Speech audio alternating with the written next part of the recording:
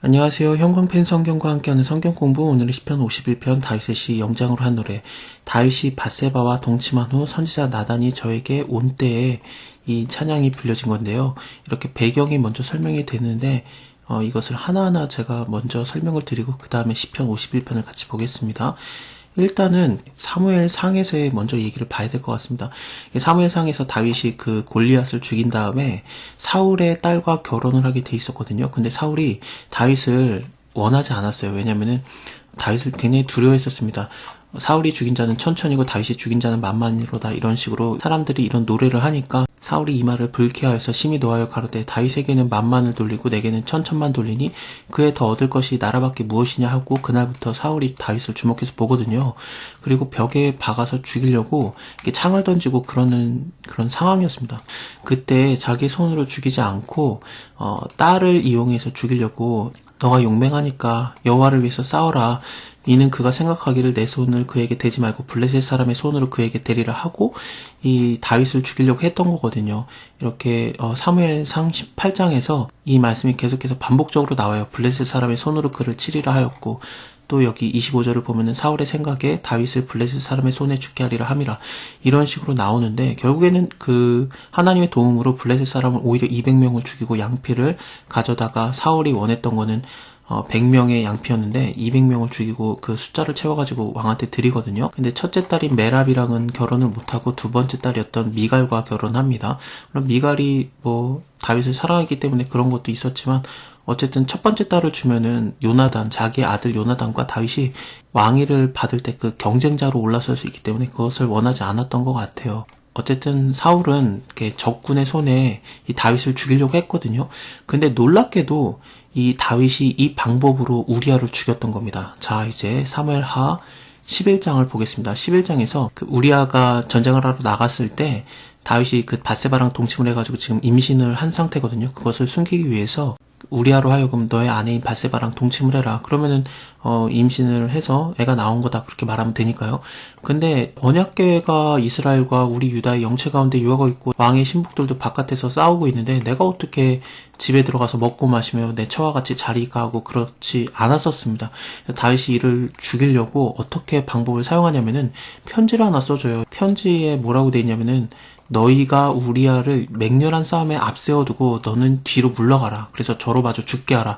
이거 사울이 다윗한테 하려고 했던 방법이지 않습니까? 블레셋 사람의 손에 의해서 그가 죽게 될 것이다 라면서 싸움을 붙였었는데, 근데 지금 다윗이 그 방법으로 우리아를 죽이려고 하는 거죠. 그리고 그 편지를 군대 장관이 요압한테 보내주는데, 편지를 전해주는 자가 놀랍게도 우리아입니다. 우리아가 그것을 자기의 손으로 갖고 가서 요압한테 전해줬는데, 요압이 열어봤더니 이거 우리아 죽여라, 자기 죽이라는 편지를 자기가 갖고 간 거예요. 얼마나 다윗이 악합니까?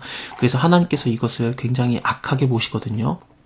자, 그리고 창세기의 말씀을 한 번 더 보겠습니다. 창세기 20장의 말씀인데요. 아브라함이 자기 아내 사라가 아름답기 때문에 자기 아내라고 말하지 않고 누이라고 속였어요. 그래서 아비멜렉 왕이 그 사라를 취했었는데 하나님께서 그를 죽이겠다 그랬어요. 너가 그 여인을 취한 것 때문에 내가 너를 죽이겠다. 왜냐하면은 그는 남의 아내가 됨이라. 이 아비멜렉은 나는 몰랐습니다. 진짜로 내가 온전한 마음과 깨끗한 손으로 이렇게 하였나이다 했더니 하나님께서 네가 온전한 마음으로 이렇게 한 줄 안다. 그러니까 내가 너를 막아서 범죄치 않게 했던 거다. 여인을 가까이 하지 못하게 함이 이까닭이라. 그러면서 하나님께서 살려주는데, 근데 아비멜렉이 이제 아브라함을 불러서 말하는 거죠. 네가 어째서 우리에게 이렇게 하였느냐? 내가 무슨 죄를 범하였건데 네가 나와 내 나라로 큰 죄에 빠질 뻔하게 하였도다. 왜 이렇게 했느냐라고 물어보는데, 아브라함이 뭐라고 대답을 하냐면은, 이곳에는 하나님을 두려움이 없으니 내 아내를 인해서 사람이 나를 죽일까 생각하였음이라고 말하거든요. 그러니까 하나님을 두려워하지 않는 사람들이 하는 행동이 뭐냐면은, 고대 근동에서의 그런 상황을 얘기하는 겁니다. 고대 근동에서 하나님을 두려워하지 않는 사람들이 뭘 하냐면은 아내를 뺏으려고 남편을 죽여요.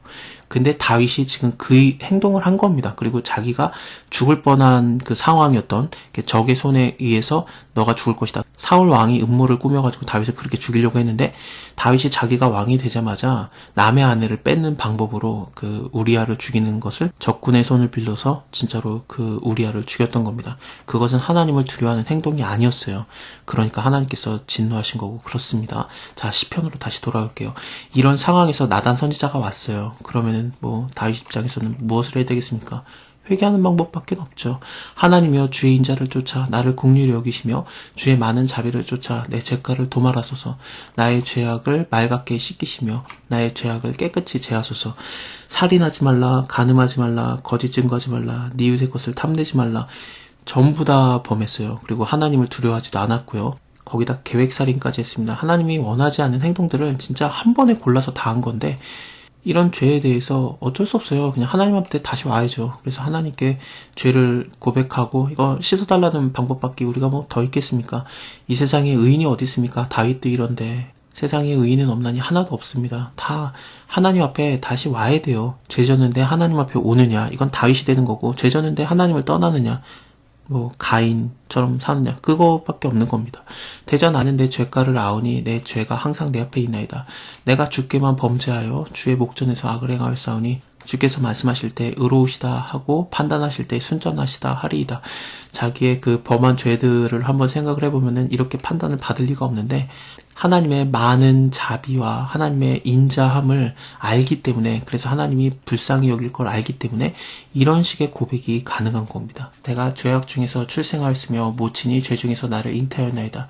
중심의 진실함을 주께서 원하시오니 내 속의 지혜를 알게 하시리이다. 우슬초로 나를 정결케 하소서. 내가 정하리이다. 나를 씻으소서. 내가 눈보다 희리이다. 나로 즐겁고 기쁜 소리를 듣게 하사 주께서 꺾으신 뼈로 즐거워하게 하소서. 주의 얼굴을 내 죄에서 돌이키시고 내 모든 죄악을 도말하소서. 하나님이여 내 속에 정한 마음을 창조하시고 내 안에 정직한 영을 새롭게 하소서. 정결한 마음 내게 주소서. 오 주여. 그거 있잖아요. 그 찬양이 여기서부터 나오는 거예요. 나를 주의 앞에서 쫓아내지 마시며 주의 성신을 내게 거두지 마옵소서. 이런 것들 있지 않습니까? 성신이라는 것은 당연히 그 성령 하나님을 말하는 건데, 구약 때는 성령이 임했다가 죄짐은 떠나요.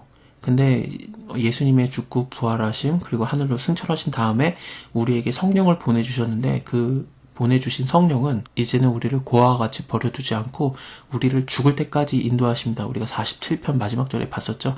하나님께서는 우리를 죽을 때까지 인도하신다라고 봤는데 그렇습니다. 그래서 주의 성신을 내게서 거두지 마옵소서. 구약 때는 죄지면은 그냥 성령이 떠나는 경우가 많았습니다. 사울 때도 그랬죠. 하나님의 신이 임했었는데 근데 그가 죄를 지니까 하나님이 떠나고 악신만 그에게 임하지 않았었습니까? 주의 구원의 즐거움을 내게 회복시키시고 자원하는 심령을 주사 나를 붙드소서. 그리하면 내가 범죄자에게 주의 도를 가르치리니 죄인들이 주께 돌아오리이다. 다윗도 하나님의 그 긍휼함을 받았는데, 긍휼함과 인자함을 받았는데, 왜냐면 아까도 말씀드린 대로 계획살인했고요. 그리고 간음하지 말라, 도적질하지 말라, 거짓 증거하지 말라, 내 이웃의 것을 탐내지 말라. 그리고 하나님을 두려워하지도 않았고 전부 다 범죄를 했거든요. 근데 하나님께서 그 모든 죄악을 도말하셨다. 너네는 얼마든지 하나님께서 용서하신다. 하나님이여 나의 구원의 하나님이여 피 흘린 죄에서 나를 건지소서. 내 혀가 주의 의를 높이 노래하리이다. 주여 내 입술을 열어주소서. 내 입이 주를 찬송하여 전파리이다. 주는 제사를 즐겨하지 아니하시니 그러면 내가 드렸을 것입니다. 주는 번제를 기뻐하지 아니하십니다. 이거 저번에 봤던 시랑 굉장히 비슷하죠? 저번에도 하나님께서 뭐라고 하셨습니까? 내가 너의 재물을 인해서 너를 책망하지 아니하리니 네 번제가 항상 내 앞에 있다. 하지만 내가 너의 집에서 숫소나 네 수염소 내가 더 안 취하겠다. 왜냐면 어차피 산에 있는 모든 짐승들, 생축들, 산에 있는 새, 들에 있는 짐승들 다 내 거다. 세계의 모든 것이 다 내 건데 내가 배고파도 너한테 말하기를 그것 좀 달라고 안 한다. 왜냐면 세계에 있는 것이 다 내 것이다. 내가 숫소의 고기를 먹으며 염소의 피를 마시겠느냐. 그런 거 먹겠다고, 그런 거 마시겠다고 너네한테 이런 거 달라고 한 게 아니다. 내가 제사를 즐거워하는 게 아니다. 감사를 해라. 감사. 심령에서부터 우러나오는 감사를 하고 지극히 높으신 자에게 너의 서원을 갚아라. 환난 날에 나를 부르라. 그런 거였어요. 그렇게 따지면은 여기서도 말하는 것들이 마찬가지예요. 하나님이 원하시는 것이 제사가 아니다. 이것은 그런 그 형식적인 거 혹은 마음에도 없는 그런 제사, 번제 안 받는다는 거예요. 주는 제사를 즐겨 아니하시니 그렇지 않았으면 내가 벌써 드렸을 것이다. 주는 번제를 기뻐하지 않는다.